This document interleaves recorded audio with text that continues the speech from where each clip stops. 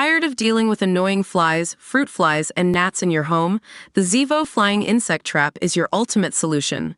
Don't wait. Check out the link in the video description now to get your Zevo Flying Insect Trap on Amazon and enjoy a bug-free home today.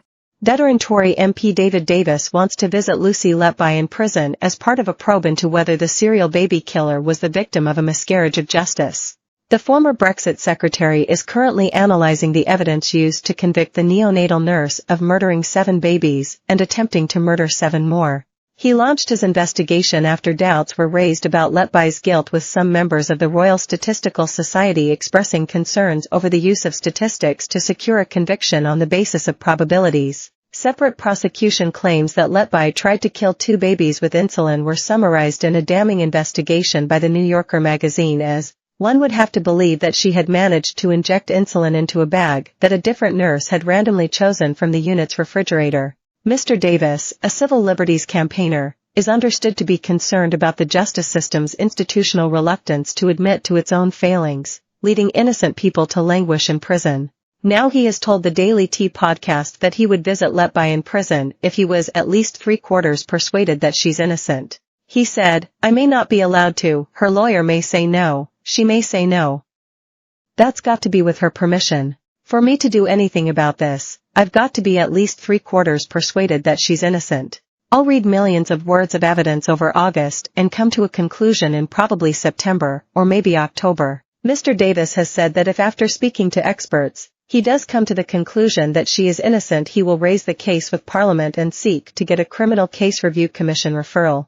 The 34-year-old was convicted last year of murdering 7 premature babies and trying to kill 6 others at the Countess of Chester Hospital, where she worked between 2015 and 2016. Her innocent first victim, known only as Baby A, was born 6 weeks prematurely and was barely a day old when he was handed into the care of Letby at 8 p.m. on June 8, 2015. Within an hour, the infant would be dead. Heartbroken hospital staff were baffled at why none of the normal techniques to revive the newborn had failed to save his life.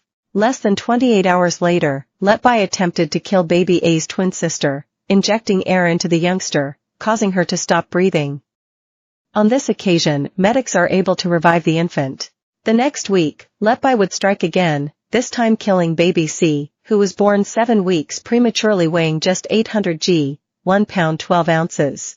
The baby killer's reign of terror continued for almost a year until the alarm was raised and Letby was removed from the ward. But even after pediatricians raised their suspicions about her activities, hospital executives initially refused to remove her from the unit. When they eventually did so, they chose to give her a desk job in the patient safety department. Letby was arrested in July 2018 and charged with multiple counts of murder and attempted murder in November 2020.